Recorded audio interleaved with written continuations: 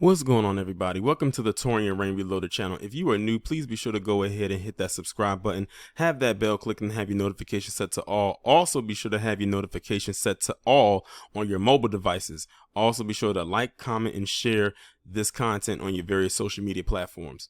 So I came across this video on my Instagram timeline on the Rashad Singleton Instagram page, and it's a TikTok video where you have this people, it looks like they were at I don't know if they were at a club or some kind of a party or whatever it was, but it looks like a club because I see the little bathroom sign right there. Or maybe it was a bar. And if you look at the caption right here, it says random girl with severe case of jungle fever. Now, I can't play the video with the sound because there's music playing and I don't want to risk getting that copyright claim or at worst a copyright strike. So I'm playing it with the sound off, but what I'll do is I'll leave the link to the actual video in the description and you can go listen to it with the sound on. So what I'm going to do is I'm going to play for you what's going on, and it's something that happens in this video. A couple of things happen, but it actually, like, if this wasn't recorded, this could have probably turned into a bad thing for this black man, but let me go ahead and play it. So look at it right here. This is the black man right here. This is the random PC chick right here. You can tell he's trying to get away from her. Like, look at his face. He's like reaching his hand up to get away from her because she kept trying to cling on to him. There she is. Look at her face. She was not trying to let him go. Now I want y'all to keep an eye on this guy right here with the white cap because he plays a role in this as well.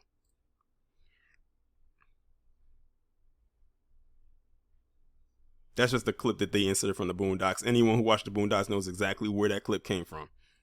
And look at her. He got away, but she came right back. She is not trying to let this guy go. Now security is trying to get her off of him. And it says, we couldn't believe she wanted him that bad. Let me continue. She's not trying to let him go. She keeps grabbing onto him. Like, now she got her hand around his neck, but around his chest area. It says she didn't even ask for his name.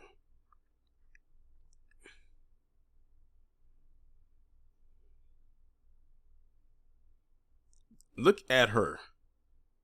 Look at her.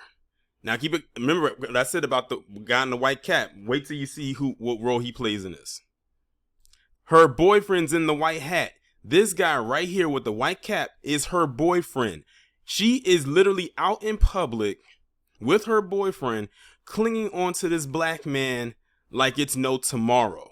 So she's embarrassing herself and her boyfriend at the same time out in public, looking like the thought that we most likely know that she is. You know, they say that liquor will bring out the truth. And she was most likely drunk, but she could not keep her hands off of this black man. She didn't go to any other man. Now, there was other black men there, but she clinged onto this black man. You would have thought that this black man probably at one point could have slept with her. Or maybe she reminded him of a fling from her past before she got with this guy. And she wanted to rekindle some things. Now, look at this.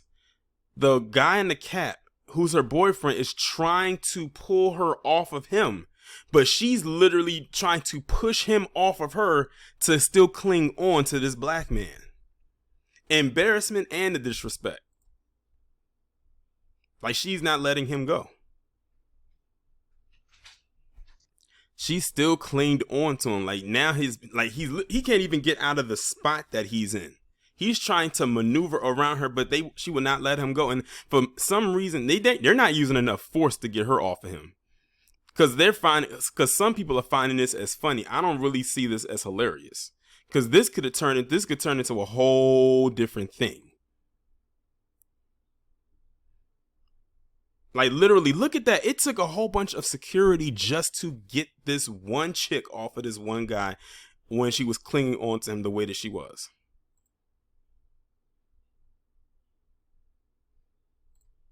And even then, she's still not letting him go. Now she got her hands on his wrist.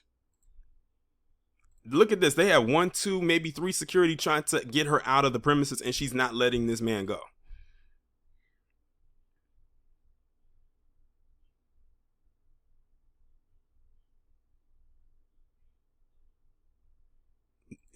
She literally said, "I love you" to this man. A man she doesn't even know. He doesn't even know her from a can of paint. Like I said, I don't know if he reminded her of someone from her past, or if she thought he was an athlete or somebody famous or whatever. But she thought he was somebody. Listen, she wanted the D that night, and her boyfriend was there, but she ain't want him. If I was her boyfriend, she would be out on her ass. She would be moving back to wherever it was that she came from.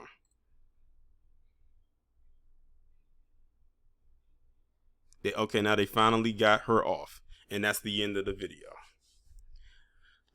Okay, I know that was probably hard to watch, but I had to show that because a lot of people seem to think that a lot of black men go out of their way to just throw themselves at these PC women, or these Karen, these Heathers, and these Beckys. But look at what this woman was doing in this situation. Granted, she was drunk, but they always say a drunk mind speaks sober thoughts.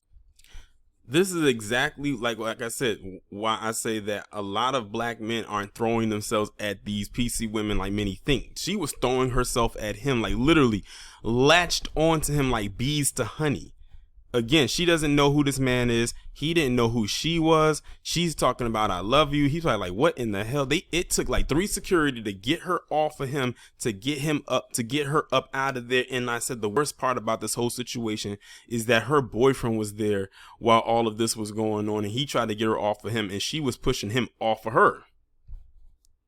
Like I said, if I was her boyfriend, she would be out on her ass. She would be back to the streets she go. I don't care if she was drunk or not, because you embarrass me in public. You probably had this. I know this guy was embarrassed. He was like, what in the world is going on? I'm sure he's probably never going to forget that situation right here. But most importantly, this is the question I have to ask.